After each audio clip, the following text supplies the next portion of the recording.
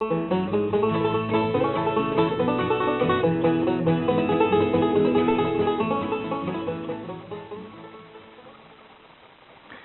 guys, sorry it's been a while since I've done a video. I've been running around like a blue-ass fly making ends meet and sorting out the new workshop I moved into.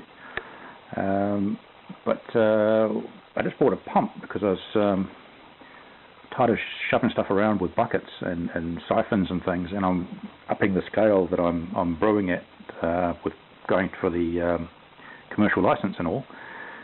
So I've got a pump. There's some smaller ones that are available sort of in home brew shops and things. This one's the big brother of those. It's 65 watts.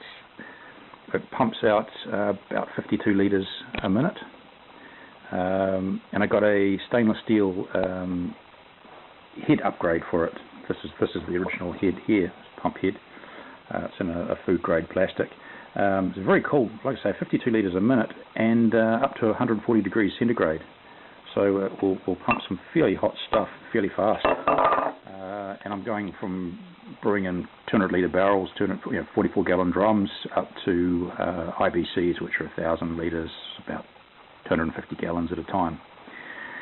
Only problem with this guy, and if any of you are looking at picking this up, and its small brother also has a stainless head upgrade, is the bolts that come with the standard pump with the plastic head. And if you look down there, you might be able to see side by side the plastic head is a lot thicker. They don't give you any bolts in the upgrade kit, and the bolts that do come with it are too long for the stainless head. You see there when I put them back in, I loosely put them all back in and started tightening one up to work around in an orderly fashion, and it bit in and threaded. I managed to get it out without it binding up, or I was worried about it snapping because they don't look like they're terribly good bolts, machine screws. And what I had to do was go along and get just normal sort of hardware outfitter, Fastings outfit. I got some cap screws that are about 5mm shorter. I've got a unthreaded shaft or shank on the top there, which makes it a lot better just going through the top of the head there. They certainly don't bottom out, and they're probably a lot better quality, and they allow you to seat the head down without binding the threads, which you don't want to do. So yeah, not sure it's a fairly generic pump. There's no brand with this one, but I've seen others available that do have brand names and stuff and are very, very similar. And going by most of the stuff that comes out of China, they steal each other's templates and mouldings and stuff. It'll be a knockoff of one of the brand name ones. And I'm sure, because as I say, they steal each other's mouldings and castings, you'll have this problem here in the head as well. So it's just a heads up, no pun intended. If you get one of these guys, check the length of your machine screws before you put them in, and if they're too long, you'll need to get shorties to make the job work. The threaded fastings on the larger one are this model are 3/4 inch BSP. The smaller brother of it has 1/2 inch fastings. All I've got is to run into hoses. I've just got female hose tail outlets there that are 3/4 inch BSP. They're all stainless. So I'll run a hose off here, and the other end I just have shorts that I can then put onto longer hoses. I just welded a tri-clamp fitting onto a hose tail.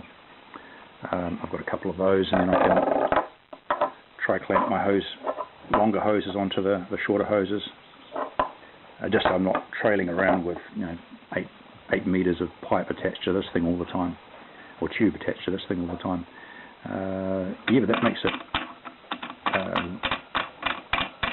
fairly cool in terms of just the bore through the middle of that. It's really going to push 52 litres a minute, which is going to be great. It'll fill or empty an IBC, plastic IBC, which is 1,000 litres in about 20 minutes. I'm looking forward to that. It's a centrifugal pump, which means you've got your liquid coming in here. There's a kind of a free spinning impeller, and that flicks the liquid out with under force, and then it comes out of here, which gives you your pressure from your pump. Cool thing, it's a magnetic centrifugal pump, so it can actually handle a bit of back pressure without crapping itself or overloading, which is great, because I can either use this one or another one to run the water through my condenser. What I was planning on doing was having an IBC that's just dedicated to cooling water. I could put maybe a bit of glycol or something into it, and obviously I wouldn't want to do that for the pump that I'm running Wort through, and run that through my condenser, and this will actually pump quite a bit of head space as well, so it'll pump stuff up quite a way. It's got a continuous cycle as well, so sometimes pumps or motors will have a cycle time, which means you can only run them for a certain length of time without the thing heating up or overheating. I think partially because of the fact that the magnet acts as kind of a clutch, and it won't overload or stress the pump out with back pressure. This has